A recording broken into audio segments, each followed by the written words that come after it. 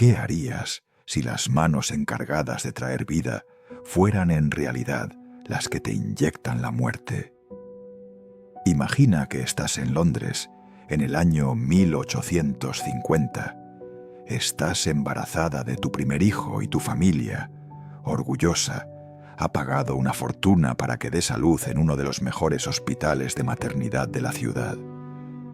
No vas a parir en casa como las campesinas pobres, no. Tú tendrás el privilegio de ser atendida por un médico de verdad, un caballero educado en las mejores universidades, vestido con levita negra y sombrero de copa. Un hombre respetable que viene directamente de la sala de autopsias, donde acaba de meter sus manos desnudas en el vientre abierto de una mujer que murió hace 3 días por fiebre puerperal. Y ahora, sin usar una gota de agua, sin un segundo de duda, ese mismo médico entra en tu habitación. Te sonríe con la confianza de quien cree salvar vidas y comienza a examinarte, condenándote a una fiebre que te quemará viva en 3 días, mientras él asegura que las manos de un caballero nunca están sucias. Esta es la paradoja más cruel de la medicina del siglo XIX. La imagen que tienes en tu cabeza del médico victoriano es una mentira. No es el salvador de bata blanca que ves en las películas. No es el ángel de la ciencia moderna.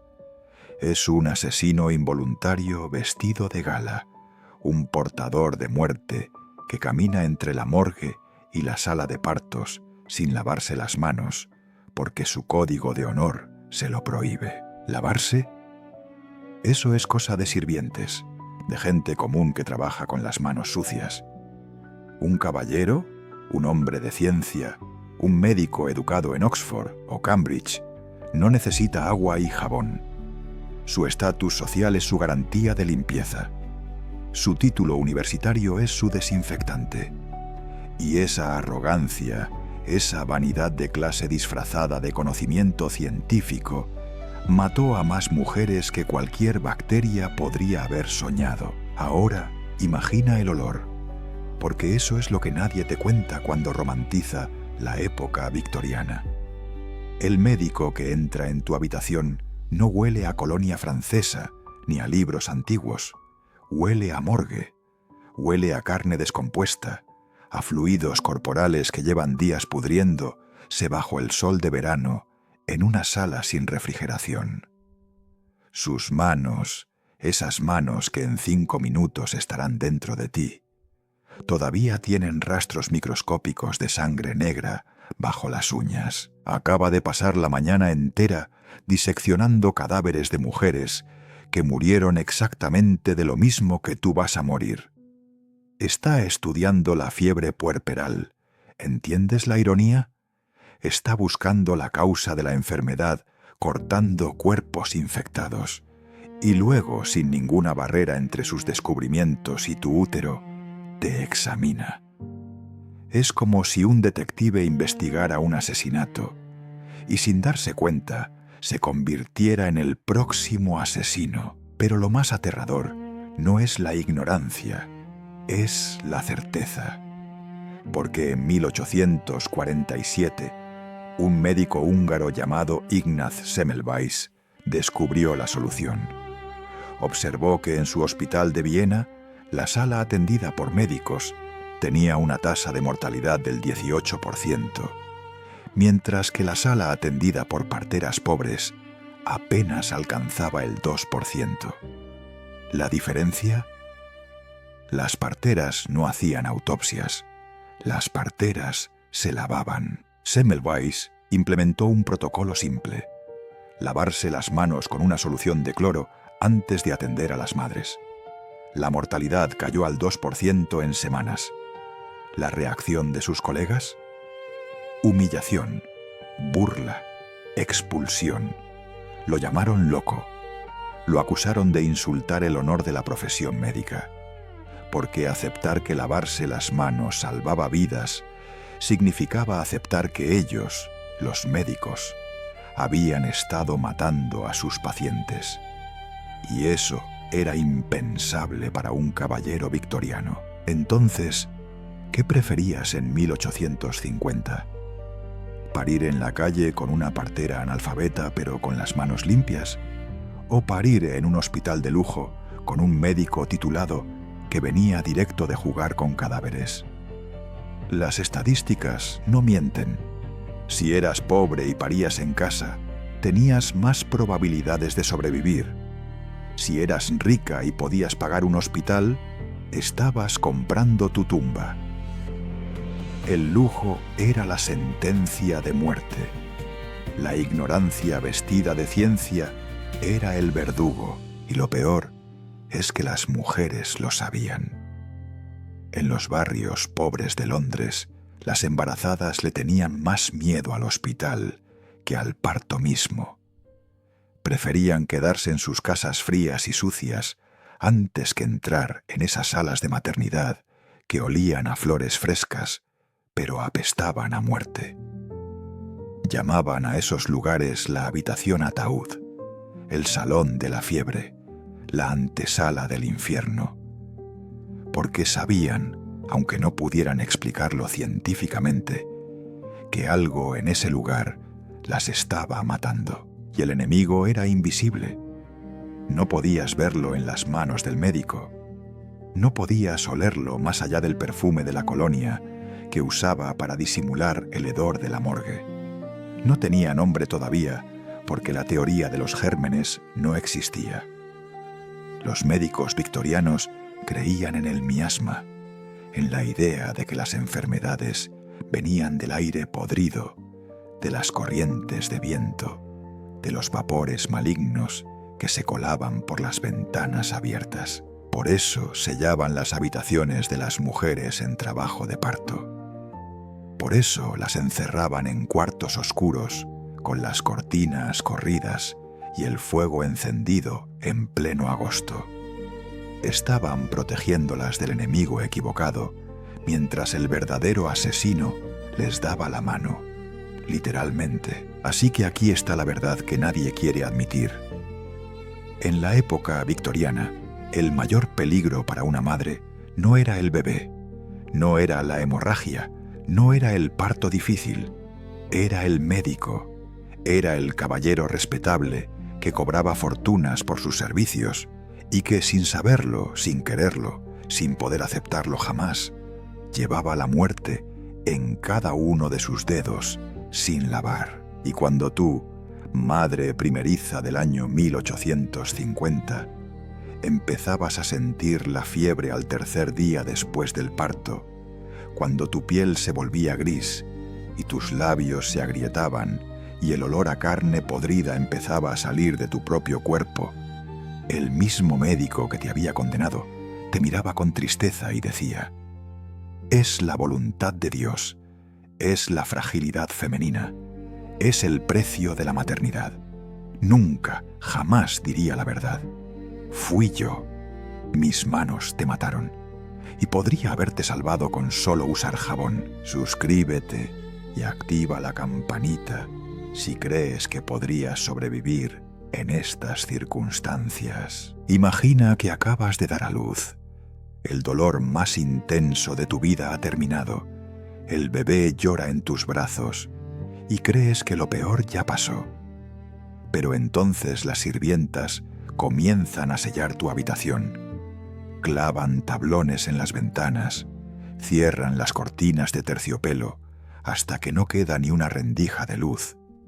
Encienden el fuego de la chimenea aunque estemos en pleno agosto y te informan con seriedad que no podrás salir de este cuarto durante las próximas 6 semanas. Bienvenida al confinamiento victoriano, el lying-in, la tradición médica que convirtió el posparto en una sentencia de prisión.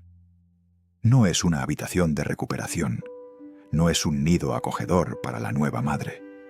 Es una tumba viviente diseñada por la ignorancia, sellada por el miedo y perfumada con la muerte que se cocina lentamente en la oscuridad.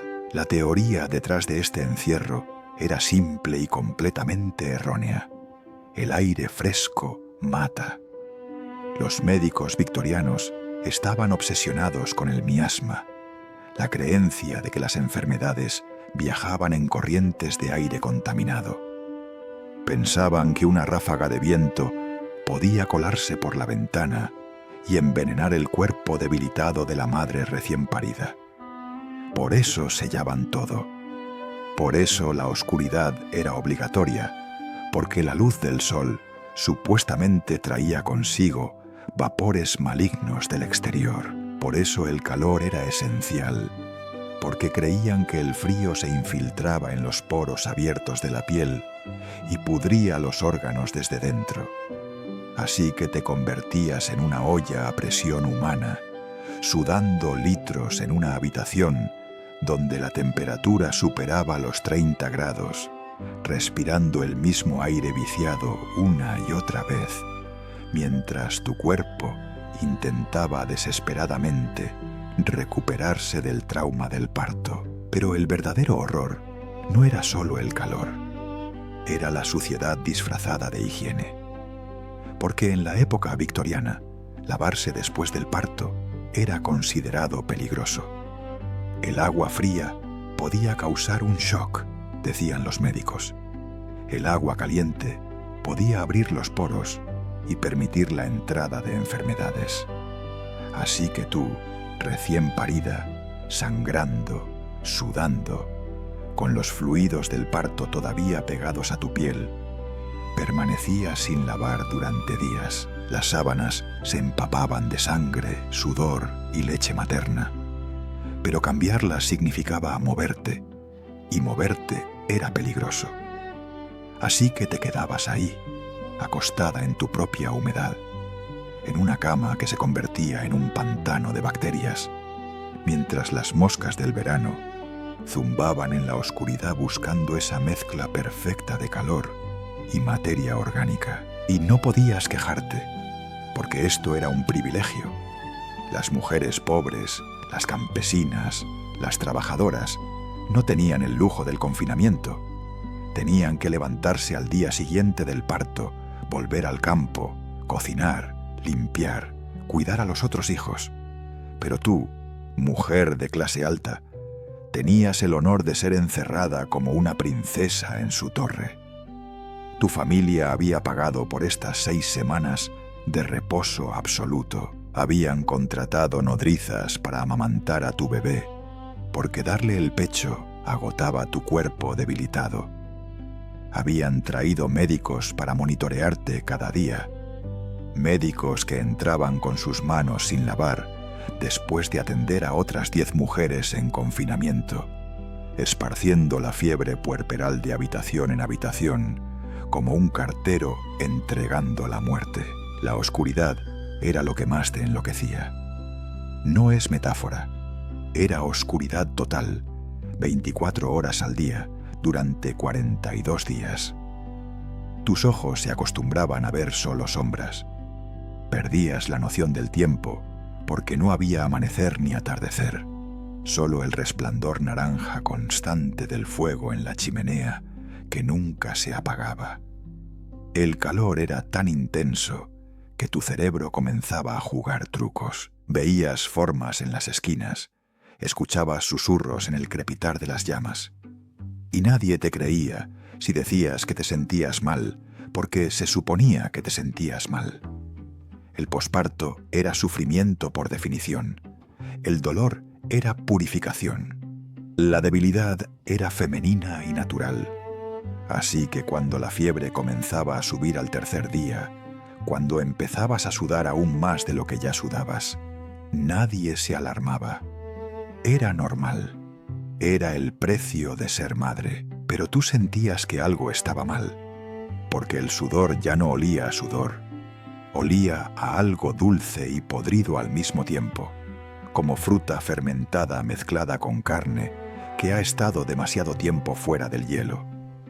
Tu abdomen, que ya estaba hinchado después del parto, comenzaba a ponerse duro, tenso como un tambor. Y cuando la partera finalmente te revisaba, sus dedos presionaban tu vientre y tú gritabas porque el dolor era como si alguien estuviera clavando cuchillos calientes en tu interior. Pero ella solo asentía con tristeza. Murmuraba algo sobre la leche materna que se había desviado hacia el abdomen. Una teoría médica victoriana que culpaba de la infección a la propia biología de la mujer en lugar de a las manos sucias del médico. Y ahí estaba la trampa final del confinamiento: el aislamiento. No podías recibir visitas porque las visitas traían aire del exterior. Tu esposo podía verte 5 minutos al día, parado en la puerta, sin acercarse demasiado. Tus otros hijos no podían entrar porque los niños eran ruidosos y el ruido alteraba los nervios delicados de la madre. Así que cuando la fiebre te consumía, cuando empezabas a delirar y a gritar cosas sin sentido, cuando tu cuerpo se sacudía con escalofríos a pesar del infierno de calor en la habitación, estabas sola. Sola con la partera que no entendía qué estaba pasando. Sola con el médico que te había infectado y que ahora te miraba morir sin comprender que él era el asesino. Sola con tu bebé, que lloraba de hambre mientras tú te deslizabas hacia la inconsciencia. La habitación ataúd no era una metáfora, era una profecía autocumplida. Cada elemento diseñado para protegerte se convertía en tu verdugo. El aire estancado era el cultivo perfecto para las bacterias anaerobias. El calor extremo debilitaba tu sistema inmunológico. La falta de higiene mantenía la infección pegada a tu piel. La oscuridad impedía que alguien notara los signos tempranos de la sepsis. La piel grisácea, los labios azulados, las venas oscuras que comenzaban a dibujarse bajo la piel como un mapa de la muerte avanzando. Y el aislamiento garantizaba que, cuando finalmente alguien se diera cuenta de que estabas muriendo, ya fuera demasiado tarde para hacer nada. Porque en la época victoriana, el posparto no era un período de recuperación. Era una lotería con la muerte, y las probabilidades no estaban a tu favor si eras lo suficientemente rica como para permitirte el lujo de un confinamiento adecuado. Las estadísticas eran claras. Las mujeres que parían en casa, en habitaciones ventiladas, que se levantaban al día siguiente por necesidad, que no tenían acceso a médicos, sobrevivían. Tú, encerrada en tu ataúd de terciopelo y fuego, con toda la ciencia médica victoriana protegiéndote, probablemente morirías. Y morirías sin saber que lo único que necesitabas era una ventana abierta, una sábana limpia y un médico con las manos lavadas. 3 cosas simples, 3 cosas que tu dinero, tu estatus y tu educación no podían comprarte porque la arrogancia médica las había prohibido. El parto ha terminado. Has sobrevivido. El bebé llora con fuerza, señal de que sus pulmones funcionan bien. Tu esposo besa tu frente empapada en sudor y susurra que eres la mujer más valiente del mundo. La partera sonríe mientras limpia al recién nacido. Las sirvientas traen té y sopa caliente. Hay alivio en el aire, esa sensación colectiva de haber cruzado el puente más peligroso y haber llegado al otro lado sanas y salvas. Todos celebran, todos respiran tranquilos.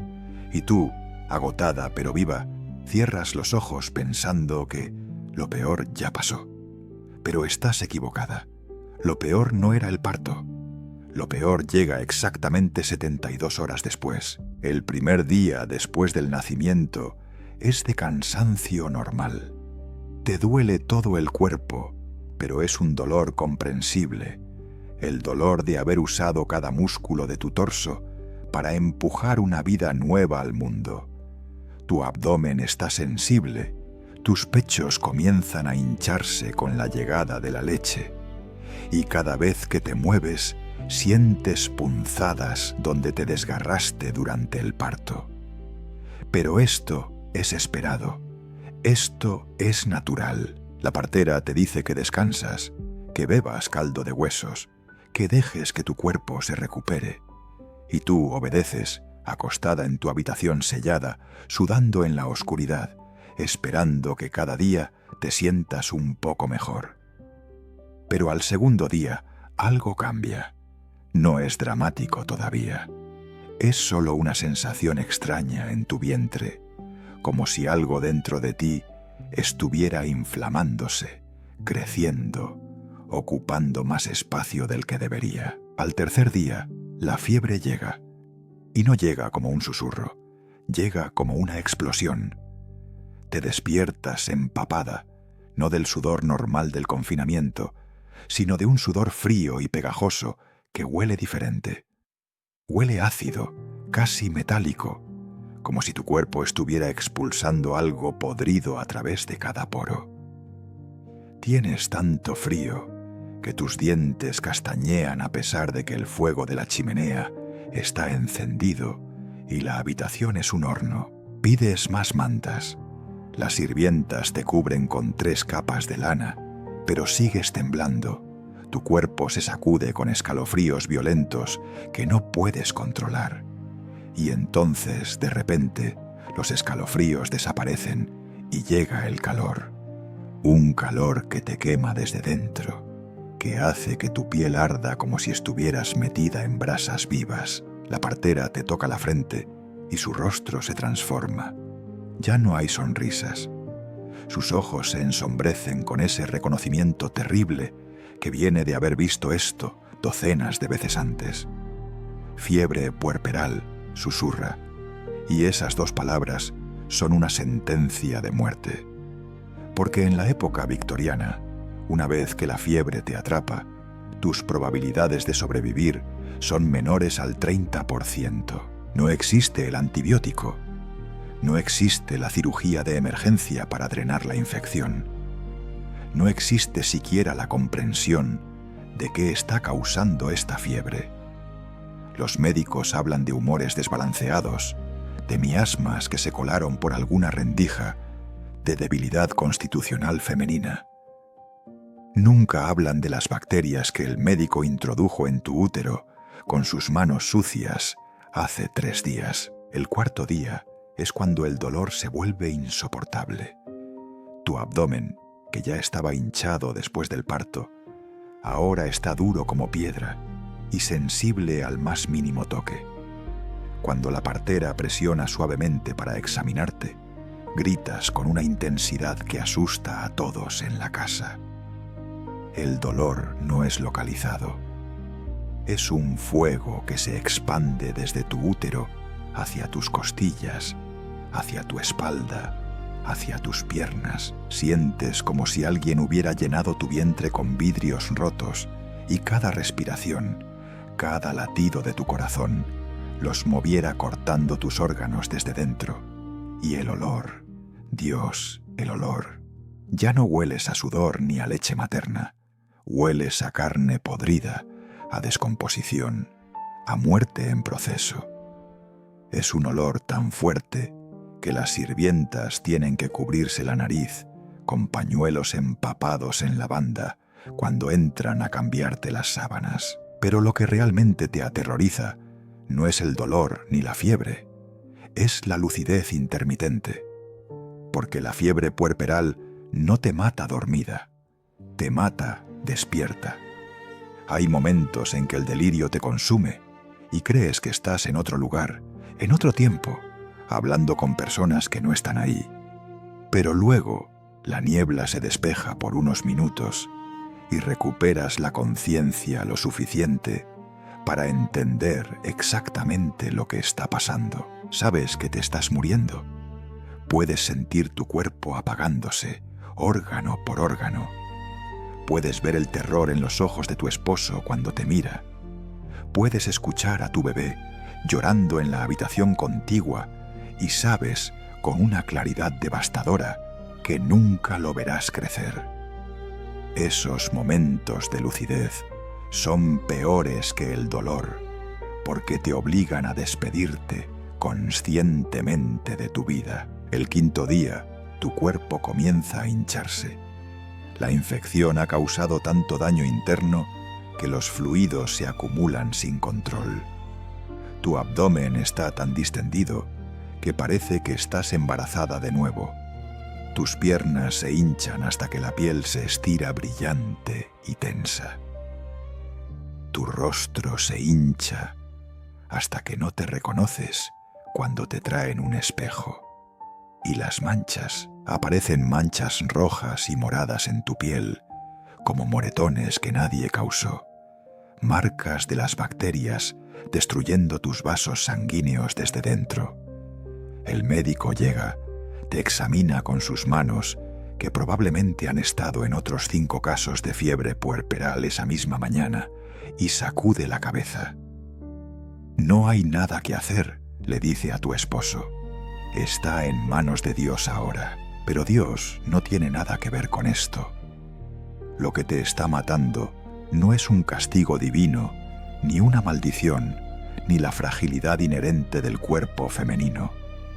Es una infección bacteriana simple, probablemente estreptococo o estafilococo, que entró en tu útero a través de las manos sin lavar del médico que te atendió durante el parto. Si estuvieras en el siglo XXI, te darían antibióticos intravenosos, drenarían cualquier absceso, te monitorizarían en cuidados intensivos y probablemente estarías de vuelta en casa en una semana.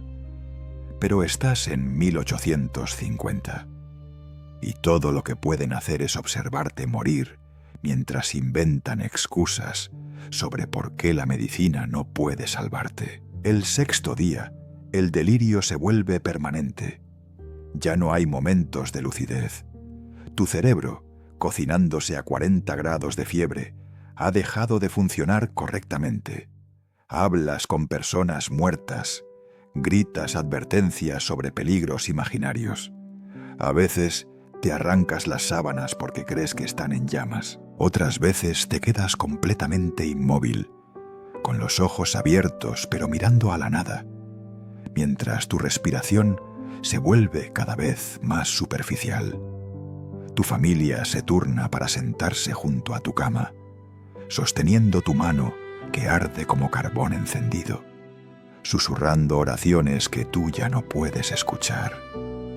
Y tu bebé, que tiene 6 días de vida, llora en brazos de la nodriza mientras su madre se desvanece en el cuarto de al lado.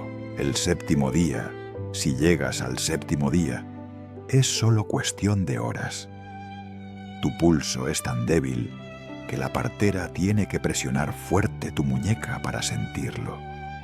Tu respiración suena como si estuvieras ahogándote porque tus pulmones se están llenando de fluido. Tu piel ha adquirido un tono grisáceo, casi azul en los labios y las uñas. Y entonces, en algún momento entre el amanecer y el mediodía, tu pecho simplemente deja de moverse. La fiebre puerperal ha cobrado otra víctima, otra madre que sobrevivió al parto solo para morir de una infección que pudo haberse prevenido con agua y jabón. Otra estadística en los registros hospitalarios que los médicos revisarán sin aprender nada, sin cambiar nada, sin aceptar jamás que ellos son los asesinos. ¿Qué harías si descubrieras la cura para una enfermedad que mata a miles de mujeres cada año? Si tuvieras la evidencia científica irrefutable en tus manos, si implementaras la solución y vieras la mortalidad desplomarse del 18% al 2%, y aún así toda la comunidad médica te llamara loco, te destruyera profesionalmente, te expulsara de tu trabajo y te llevara al suicidio. Esta es la historia de Ignaz Semmelweis, el médico húngaro que salvó miles de vidas y fue castigado por ello. No es una historia sobre un héroe reconocido. Es una historia sobre cómo la arrogancia médica prefiere asesinar en masa antes que admitir un error. Es la tragedia del hombre que tuvo razón demasiado pronto, en una época donde la verdad era menos importante que el orgullo. Viena, 1846. Ignaz Semmelweis es un médico joven, apenas 30 años, trabajando en el Hospital General de Viena, uno de los hospitales de maternidad más prestigiosos de Europa. Pero hay un problema que lo obsesiona, un misterio que no lo deja dormir. El hospital tiene 2 salas de maternidad. La primera sala es atendida por médicos y estudiantes de medicina. La segunda sala es atendida por parteras. Y la primera sala, la sala médica, la sala supuestamente superior, con profesionales educados, tiene una tasa de mortalidad por fiebre puerperal del 18%. Casi 1 de cada 5 mujeres que entran ahí no sale viva. Mientras tanto, la segunda sala, atendida por parteras sin educación universitaria, tiene una tasa de mortalidad del 2%. Las mujeres embarazadas lo saben. Suplican de rodillas para no ser asignadas a la primera sala. Prefieren dar a luz en la calle antes que entrar en la sala de los médicos. Semmelweis comienza a investigar. Compara todo: la dieta de las pacientes, la ventilación de las habitaciones, la posición durante el parto, hasta la forma en que el sacerdote camina por los pasillos para dar la extrema unción. Nada explica la diferencia. Hasta que un día su colega Jakob Kolečka muere. Kolečka era patólogo, pasaba sus días diseccionando cadáveres. Durante una autopsia, un estudiante lo corta accidentalmente con el bisturí. La herida se infecta. En 3 días, Kolečka desarrolla exactamente los mismos síntomas que las madres con fiebre puerperal: fiebre alta, hinchazón, olor a descomposición, muerte. Y ahí está la revelación. Kolečka murió porque partículas de un cadáver entraron en su sangre a través del corte.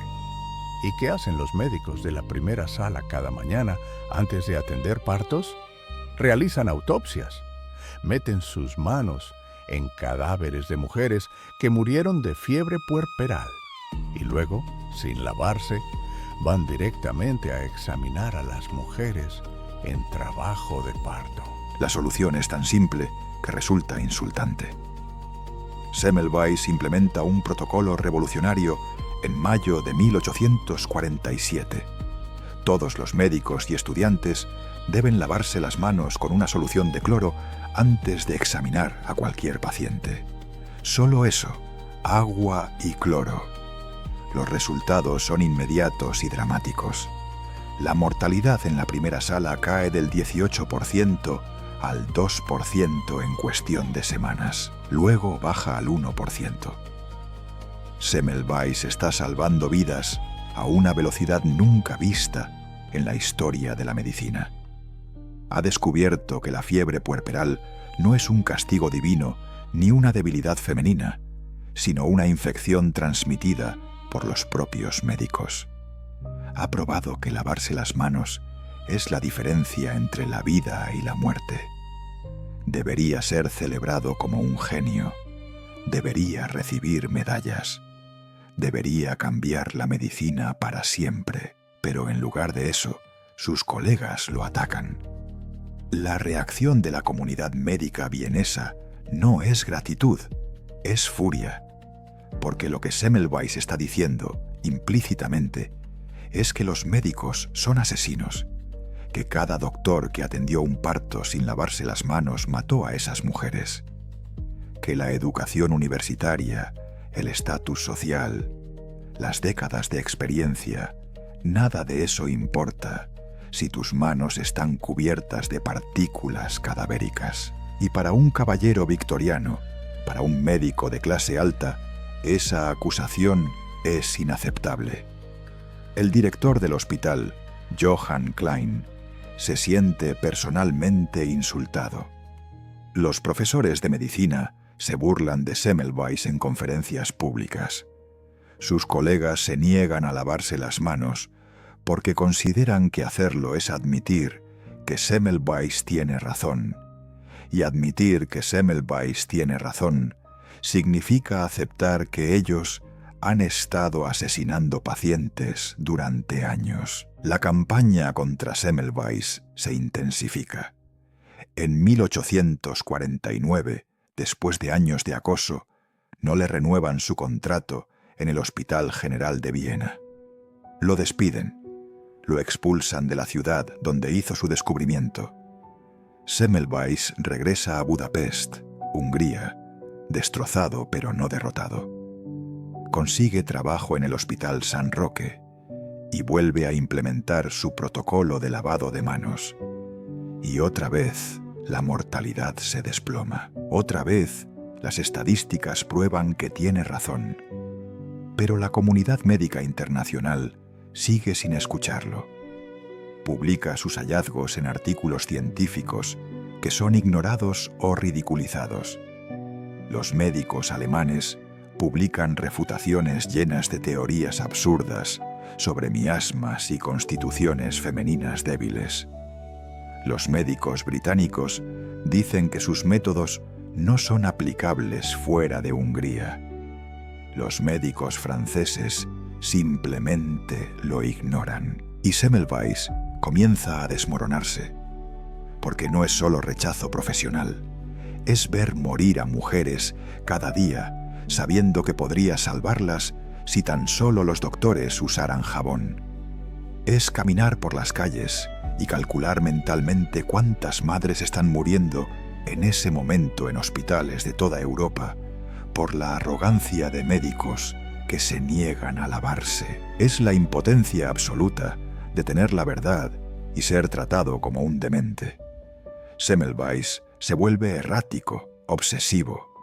Escribe cartas furiosas a los médicos más prominentes de Europa, llamándolos asesinos, acusándolos de tener sangre en las manos.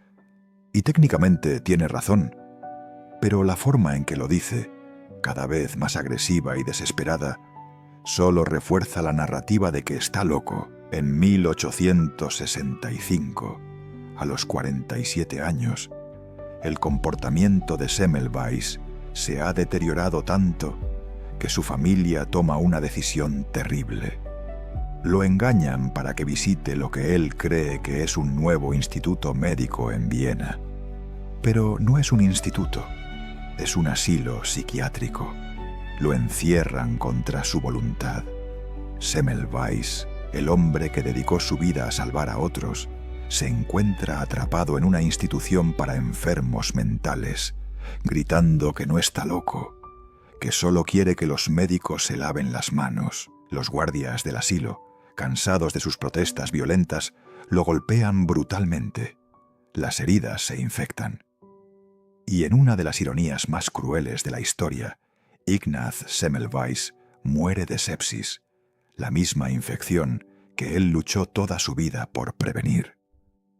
Muere el 14 de agosto de 1865, 2 semanas después de ser internado, solo, desprestigiado, considerado un lunático por la comunidad, que debería haberlo venerado. Pasan 20 años.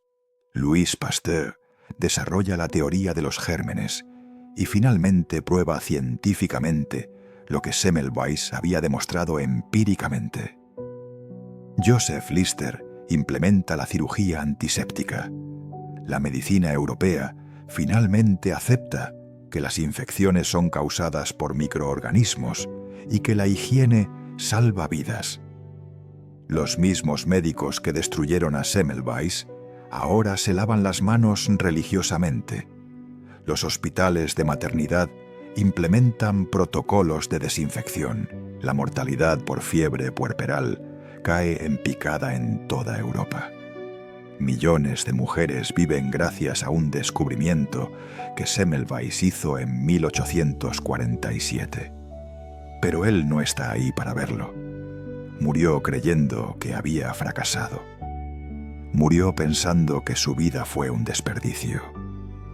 Murió sin saber que tendría razón para siempre, que su nombre sería recordado cuando los de sus críticos fueran olvidados, que algún día lo llamarían el salvador de madres. La historia de Semmelweis no es solo triste, es aterradora, porque nos muestra que la verdad no siempre gana, que puedes tener razón, tener evidencia, tener resultados medibles, y aún así ser destruido por un sistema que prefiere la ignorancia cómoda a la verdad incómoda. Nos muestra que el mayor obstáculo para el progreso médico no era la falta de conocimiento, sino el orgullo de quienes se negaban a aprender. Y nos recuerda que mientras Semmelweis era llamado loco en un asilo, miles de mujeres seguían muriendo en hospitales de toda Europa, porque los médicos no querían mancharse las manos con jabón. Imagina que tienes que elegir. Estás embarazada en Londres, año 1855, y el bebé viene en camino. A tu izquierda está Mary, una partera de 50 años que vive en los barrios bajos de Whitechapel. No sabe leer ni escribir. Aprendió el oficio viendo a su madre y a su abuela. Sus manos están ásperas de lavar ropa en el río y cocinar sin guantes. Cobra 5 chelines por un parto y llega a tu casa con un delantal limpio, una palangana de agua y una barra de jabón de Sosa. A tu derecha está el doctor Charles Wellington, graduado de la Universidad de Cambridge, miembro del Real Colegio de Médicos, que cobra 10 libras por sus servicios. Llega en carruaje privado, viste levita de terciopelo negro y trae un maletín de cuero lleno de instrumentos metálicos que usó esta mañana en otros 3 partos y en 2 autopsias. ¿A quién eliges? Si eres inteligente, si quieres vivir, eliges a Mary, porque las estadísticas no mienten. Tienes 6 veces más probabilidades de sobrevivir con la partera analfabeta que con el doctor de Cambridge. Empecemos con Mary.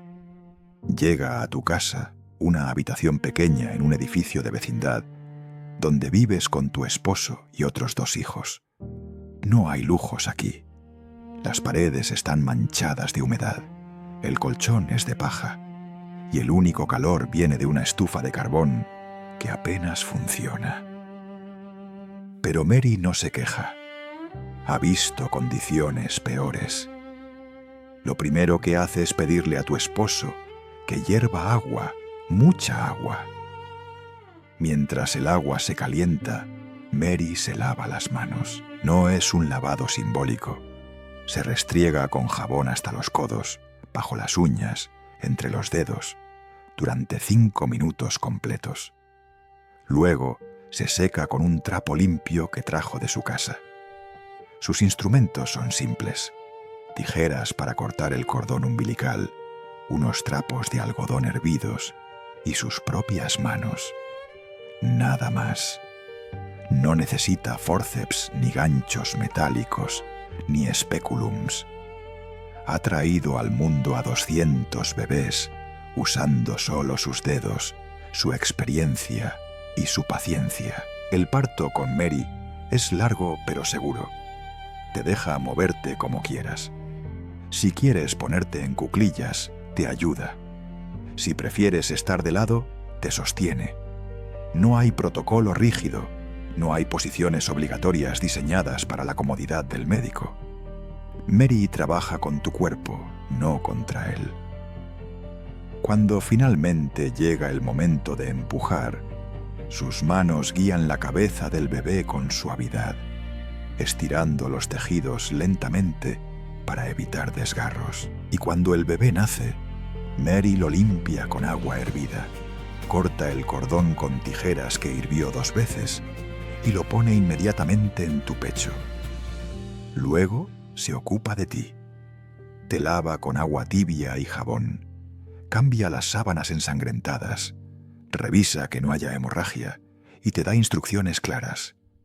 Descansa, bebe caldo, mantente limpia, llámame si la fiebre sube.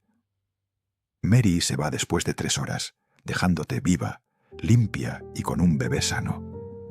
Cobra sus 5 chelines y camina de regreso a Whitechapel bajo la lluvia. Mañana tiene otros 2 partos. Ahora veamos al doctor Wellington. Llega a las 3 de la tarde a la mansión donde vives con tu esposo adinerado. Has estado en trabajo de parto desde las 6 de la mañana, pero tu familia esperó a que el doctor terminara sus obligaciones en el hospital antes de llamarlo. Wellington entra en tu habitación, todavía oliendo al formaldehído de la morgue donde pasó la mañana. No se lava las manos. ¿Por qué habría de hacerlo? Un caballero no tiene las manos sucias. Además, acaba de salir del hospital más prestigioso de Londres, donde todo es limpio y científico y moderno. El hecho de que sus manos hayan estado dentro de 3 cadáveres y úteros infectados en las últimas 6 horas es irrelevante. Él es un médico. Él es intocable. Él es literalmente la definición de limpieza profesional según los estándares de la época. Wellington te ordena acostarte boca arriba en la cama con las piernas abiertas. Esta posición es cómoda para él, no para ti. Le permite ver lo que está haciendo. Le da control total sobre el proceso. Pero para ti es la peor posición posible. La gravedad trabaja en tu contra. El bebé tiene que subir en lugar de bajar. Y tu pelvis no puede abrirse completamente porque tu espalda está presionada contra el colchón. Pero tú no puedes quejarte. Wellington es el experto. Él estudió anatomía en libros escritos por hombres que nunca dieron a luz. Él sabe más que tú sobre tu propio cuerpo, o eso cree. Después de examinarte con sus dedos sin lavar, Wellington decide que el parto está tardando demasiado. Necesita ir a su siguiente paciente. Así que saca los fórceps de su maletín de cuero. Los fórceps son instrumentos de metal diseñados para agarrar la cabeza del bebé y tirar. En manos expertas y limpias pueden salvar vidas en partos complicados. En manos de Wellington son armas. Los fórceps que está usando ahora mismo estuvieron esta mañana en el útero de una mujer que murió de fiebre puerperal hace 2 días. Wellington los limpió con un trapo después de usarlos. No los hirvió, no los sumergió en alcohol, los limpió con un trapo y los guardó en su maletín. Ahora los introduce en tu vagina, busca la cabeza de tu bebé y tira. El dolor es indescribible. Sientes el metal frío rasgando tejidos mientras Wellington jala con fuerza. El bebé sale, pero tú estás destrozada por dentro. Hay desgarros profundos que Wellington no puede ver y no le preocupan. Él ha cumplido su trabajo. El bebé está vivo. Tú también, por ahora. Wellington no se queda a limpiarte. Eso es trabajo de las sirvientas. Guarda sus fórceps en el maletín, te dice que descansas y sale de la habitación para cobrar sus 10 libras. En 3 días, cuando la fiebre comience, él volverá. Te examinará otra vez con sus manos sin lavar y declarará que tu muerte es consecuencia de una constitución débil o de la voluntad divina. Nunca, ni por un segundo, considerará que los fórceps contaminados o sus propios dedos sucios fueron los que introdujeron las bacterias que ahora están devorando tu útero desde dentro. Y cuando mueras, tu nombre se unirá a la lista de víctimas de la fiebre puerperal en el hospital de maternidad más prestigioso de Londres, donde la tasa de mortalidad es del 15%.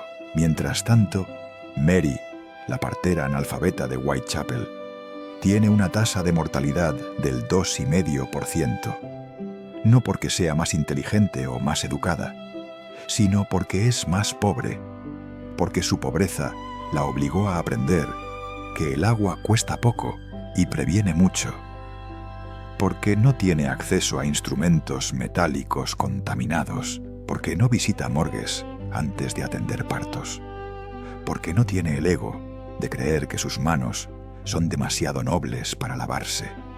Mary sobrevive haciendo lo básico: limpieza, paciencia, respeto por el proceso natural del cuerpo. Wellington mata haciendo lo sofisticado: instrumentos, intervenciones, arrogancia disfrazada de ciencia. Y aquí está la parte más perturbadora: todos lo sabían. Los registros hospitalarios estaban ahí. Las estadísticas eran públicas.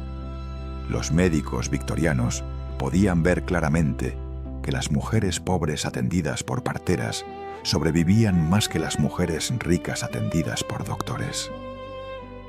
¿Y qué hicieron con esa información? La ignoraron. La racionalizaron. Dijeron que las mujeres pobres tenían constituciones más fuertes por su vida dura. Dijeron que las mujeres ricas eran más delicadas y por eso morían más. Nunca dijeron la verdad, que ellos, los médicos educados, eran los asesinos, que su educación universitaria no valía nada si venía sin humildad, que una partera pobre con jabón era infinitamente más valiosa que un doctor rico con forceps sucios. Entonces, ¿qué elegías en 1855? ¿La dignidad de morir atendida por un caballero? ¿O la indignidad de vivir salvada por una mujer sin título? Porque esas eran tus opciones, y si elegías mal, si dejabas que el orgullo de clase decidiera por ti, tu familia estaría planeando tu funeral antes de que tu bebé cumpliera una semana. Aquí está la pregunta que no te deja dormir una vez que conoces la historia. ¿Cómo es posible que miles de médicos inteligentes, educados, dedicados supuestamente a salvar vidas, vieran las estadísticas, escucharan a Semmelweis, observaran que lavarse las manos reducía la mortalidad del 18% al 2% y aún así se negaran a hacerlo? ¿Cómo puede el ego humano ser tan poderoso que prefiera asesinar en masa antes que admitir un error? La respuesta no está en la falta de evidencia. La evidencia estaba ahí, clara y medible. La respuesta está en algo mucho más peligroso: la arrogancia institucionalizada, el orgullo de clase convertido en doctrina científica y la creencia absoluta de que un caballero victoriano era, por definición, incapaz de estar sucio. Esta es la psicología del asesino que se niega a verse en el espejo. Empecemos con la teoría del miasma, la creencia científica dominante del siglo XIX. Los médicos victorianos estaban convencidos de que las enfermedades no se transmitían por contacto directo, sino a través del aire contaminado. Creían que ciertos lugares, especialmente los barrios pobres, los pantanos y los cementerios, emanaban vapores pútridos invisibles que enfermaban a la gente. Esta teoría no era estúpida, era lógica, basada en observaciones reales. Las epidemias de cólera efectivamente aparecían en zonas con aire que apestaba. Las fiebres surgían en hospitales con ventilación pobre. El problema no era la observación, sino la conclusión. Los médicos confundieron correlación con causación. El aire apestaba porque había descomposición y desechos, y esos desechos contenían bacterias. Pero sin microscopios potentes ni conocimiento de microbiología, los médicos victorianos pensaron que el olor mismo era la enfermedad. Entonces, ¿para qué lavarse las manos si la enfermedad viene del aire? Si el miasma entra por la nariz y los pulmones, ¿qué diferencia hace tener las manos limpias? Los médicos victorianos dedicaban tiempo y dinero a ventilar hospitales, a quemar hierbas aromáticas para purificar el aire, a colocar hospitales en colinas alejadas de los vapores del valle. Pero lavarse las manos antes de examinar pacientes les parecía tan irrelevante como lavarse los pies. No estaban siendo maliciosos, estaban siendo lógicos dentro de un marco teórico equivocado. Y ese marco teórico era defendido por las mentes más brillantes de la época, publicado en las revistas médicas más prestigiosas, enseñado en las universidades más respetadas. Cuestionar el miasma era cuestionar toda la estructura del conocimiento médico victoriano. Era decir que generaciones de doctores habían estado equivocados. Y eso era impensable, pero la teoría del miasma no explica todo. Porque cuando Semmelweis presentó sus resultados, cuando mostró que lavarse reducía la mortalidad de forma dramática, la respuesta correcta debería haber sido: interesante, quizás el miasma no es toda la historia. Implementemos el lavado de manos mientras investigamos más. Pero eso no pasó. La respuesta fue hostilidad violenta. ¿Por qué? Porque aceptar que lavarse las manos funcionaba significaba aceptar que las manos de los médicos estaban transmitiendo algo mortal. Y eso implicaba algo mucho peor que estar equivocado sobre teoría. Implicaba ser responsable de asesinatos. Cada médico que escuchaba a Semmelweis tenía que enfrentar la pregunta: ¿cuántas de mis pacientes murieron porque no me lavé? ¿Cuántas madres, cuántos bebés, cuántas familias destruí con mi ignorancia? Esa pregunta era psicológicamente insoportable. Era más fácil llamar loco a Semmelweis que mirar sus propias manos manchadas de sangre invisible. Y luego está el asunto de la clase social. Porque en la Inglaterra victoriana, la limpieza no era solo una cuestión de salud, era un marcador de estatus. Los pobres se ensuciaban porque trabajaban con las manos. Los obreros, los mineros, los agricultores, las lavanderas, todos terminaban el día cubiertos de mugre visible. Y por eso tenían que lavarse. Pero un caballero, un hombre de profesión respetable, que trabaja con la mente, no con las manos, no se ensucia.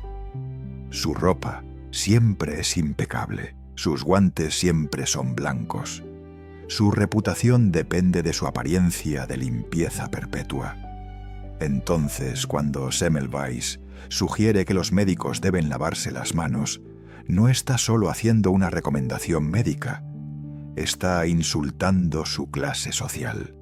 Está diciendo que ellos, los caballeros educados, están tan sucios como un obrero de fábrica. Está igualándolos con las clases bajas. Y eso, para un victoriano de clase alta, es peor que estar equivocado. Es ser degradado. Había también un componente de honor masculino profundamente arraigado. En la cultura victoriana, la palabra de un caballero era sagrada. Si un médico decía: mis manos están limpias, eso tenía que ser cierto porque un caballero no miente. Cuestionar la limpieza de un médico era cuestionar su honor personal. Era acusarlo de ser un mentiroso, o peor, de no ser realmente un caballero. Por eso, cuando Semmelweis insistía en que todos los médicos debían usar solución de cloro, muchos lo tomaban como una acusación personal. ¿Estás diciendo que mis manos están sucias? ¿Estás cuestionando mi palabra? ¿Estás sugiriendo que no soy un caballero? La medicina se había convertido en una cuestión de orgullo masculino, y el orgullo masculino victoriano prefería la muerte ajena antes que la humillación propia. Pero quizás el factor más perverso era el ego profesional. Los médicos victorianos habían luchado durante décadas para ser reconocidos como una profesión científica respetable, no como simples barberos con cuchillos. Habían construido universidades, publicado tratados, establecido sociedades médicas exclusivas. Habían elevado la medicina de un oficio manual a una ciencia noble. Y ahora venía Semmelweis diciendo que una partera analfabeta que se lavaba las manos Era más efectiva que un doctor de Cambridge con 10 años de educación. Eso no solo era incómodo, era una amenaza existencial a toda la estructura de poder que habían construido.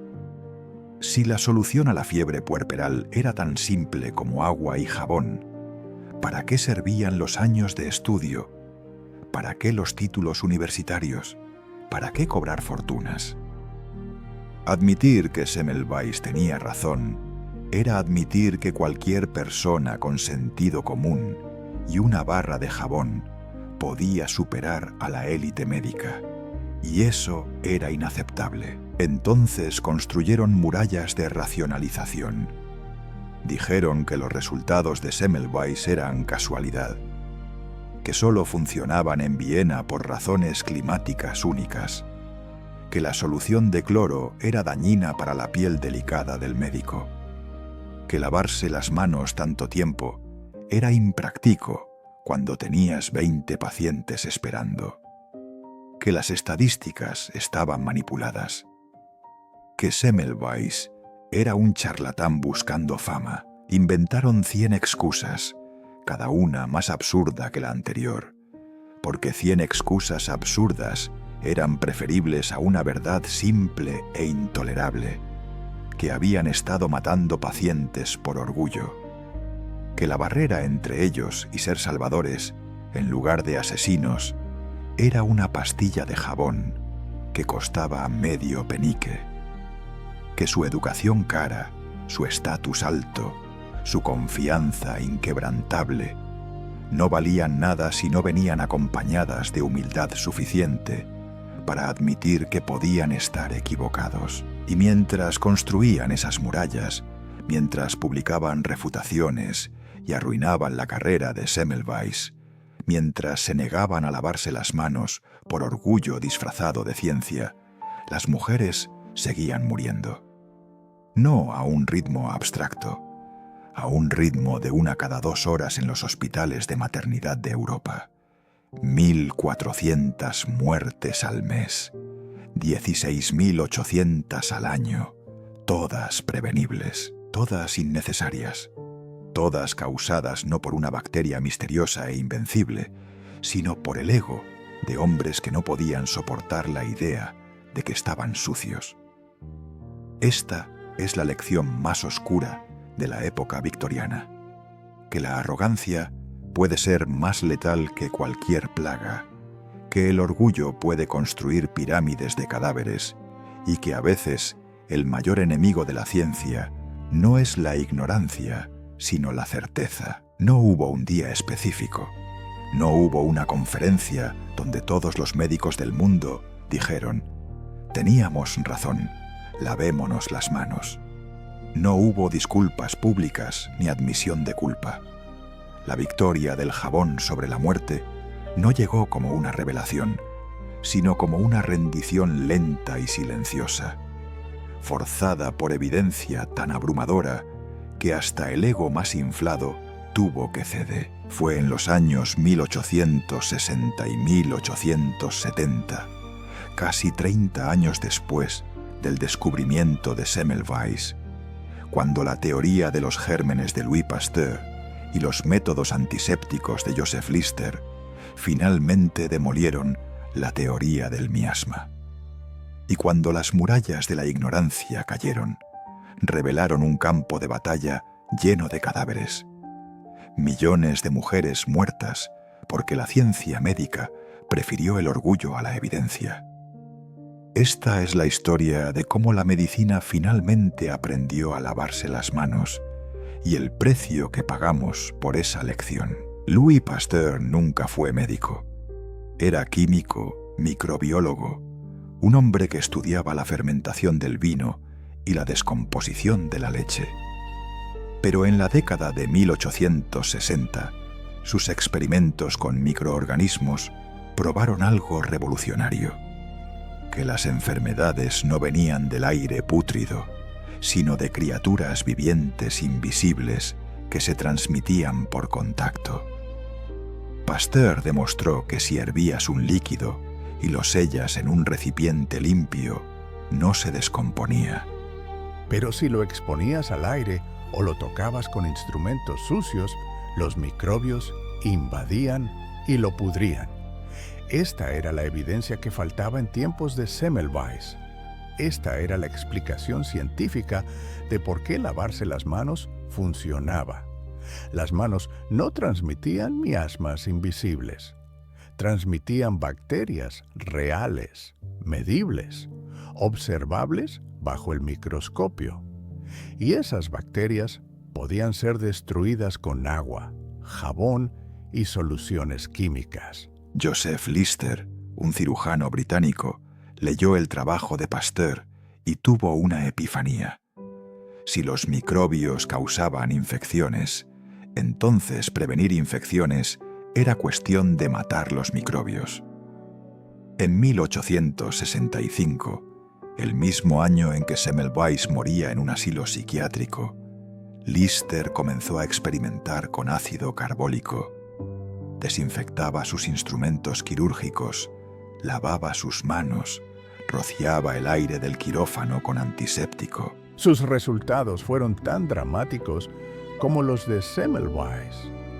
La tasa de mortalidad postoperatoria cayó del 45% al 15%. Las heridas que antes se infectaban inevitablemente, ahora sanaban limpias. Los pacientes que estaban condenados a morir de gangrena ahora sobrevivían. Y esta vez, la comunidad médica escuchó, porque Lister era británico, era respetado y sobre todo tenía la teoría de Pasteur respaldándolo. Tenía la explicación científica que Semmelweis nunca pudo proporcionar. Pero aceptar a Lister significaba admitir que Semmelweis había tenido razón. Y eso era un trago amargo. Algunos médicos lo hicieron con gracia, reconociendo públicamente que habían estado equivocados. La mayoría simplemente adoptó los métodos antisépticos sin mencionar nunca a Semmelweis, como si la idea de lavarse las manos hubiera aparecido espontáneamente en 1865.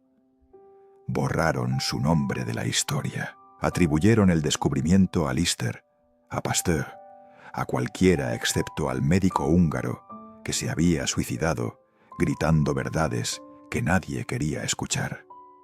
Solo décadas después, en el siglo XX, cuando historiadores médicos revisaron los archivos, Semmelweis fue finalmente reconocido como el padre de la higiene hospitalaria. Pero ese reconocimiento llegó demasiado tarde para salvar su cordura, su reputación o su vida. La transformación de los hospitales fue rápida una vez que comenzó. En la década de 1880, lavarse las manos antes de examinar pacientes era obligatorio en la mayoría de los hospitales europeos.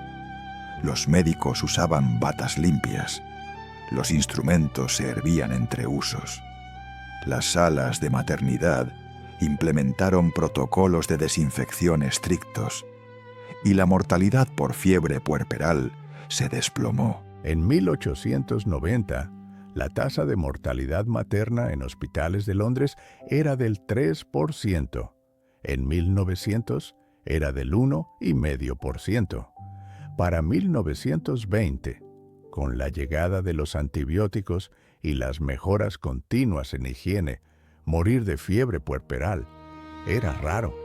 El monstruo que había devorado madres durante siglos fue derrotado no con tecnología compleja, no con cirugías revolucionarias, sino con agua, jabón y la humildad de admitir que los médicos podían estar sucios. Pero calculemos el costo. Entre 1847, cuando Semmelweis publicó sus hallazgos, y 1880, cuando la higiene de manos fue finalmente aceptada universalmente, pasaron 33 años. 33 años de rechazo institucional, de médicos que pudieron haberse lavado, pero eligieron no hacerlo. En ese periodo, se estima que entre 400,000 y 600,000 mujeres murieron de fiebre puerperal solo en Europa. En hospitales de Estados Unidos, otros 100.000. Y esas son solo las muertes registradas. No incluyen las mujeres que murieron en partos caseros atendidos por médicos sin lavar, las que murieron en zonas rurales donde no había registros, las que murieron en países fuera de Europa y Norteamérica. Si sumamos todo, estamos hablando de más de 1 millón de mujeres muertas en 33 años, por una causa completamente prevenible. Eso es un holocausto silencioso, un genocidio por negligencia, una montaña de cadáveres construida sobre el orgullo médico, y cada una de esas mujeres tenía nombre, tenía una familia, tenía un bebé que quedó huérfano, tenía un esposo que la enterró pensando que la maternidad era peligrosa, sin saber que el verdadero peligro era el médico que cobró 10 libras por matarla. Cada muerte fue individual, personal, devastadora, pero colectivamente representan el fracaso más grande de la medicina moderna, el fracaso de escuchar, de cambiar, de anteponer la vida de los pacientes al ego profesional. La historia de Semmelweis no es una historia de un héroe incomprendido. Es una historia de miles de héroes potenciales. Cada médico que pudo haber implementado el lavado de manos, pero eligió el orgullo. Cada profesor que pudo haber enseñado higiene, pero enseñó arrogancia. Cada institución que pudo haber salvado vidas, pero salvó reputaciones. Ahora bien, ¿qué sacamos de esto en el siglo XXI? Porque es fácil mirar atrás y sentirnos superiores. Es fácil pensar, nosotros nunca seríamos tan arrogantes, nunca rechazaríamos evidencia tan clara, pero estaríamos mintiendo. La misma psicología que mató a 1 millón de mujeres victorianas sigue viva. La sigue viendo cada vez que un profesional rechaza nueva evidencia porque contradice lo que aprendió en la universidad. La ves cuando las instituciones protegen su reputación en lugar de admitir errores. La ves cuando el orgullo personal se disfraza de rigor científico.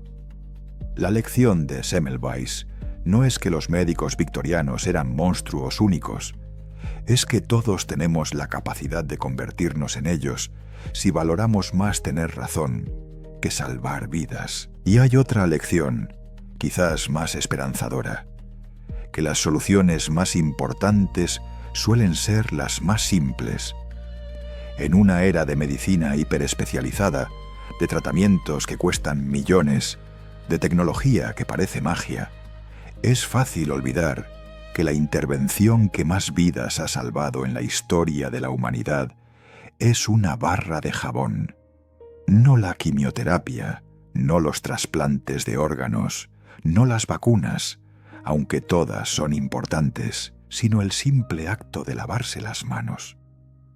Según estimaciones de la Organización Mundial de la Salud, la higiene de manos previene más muertes que cualquier otra intervención médica individual. Y todavía, en pleno siglo XXI, los médicos tienen que ser constantemente recordados de lavarse entre pacientes. La arrogancia victoriana no murió del todo, solo se volvió más sutil. El parto victoriano nos dejó una lección escrita con sangre de madre. El mayor avance de la medicina no fue una máquina compleja ni un fármaco raro, sino una simple pastilla de jabón. Un recordatorio de que a veces la arrogancia mata más rápido que cualquier enfermedad, y que la verdadera ciencia no es la que suena más impresionante, ni la que requiere más años de estudio. Es la que funciona, la que salva vidas, la que tiene la humildad de decir, estaba equivocado y ahora voy a cambiar. Semmelweis nos dio esa lección. Le costó su carrera, su cordura y su vida. Lo mínimo que podemos hacer es recordarla.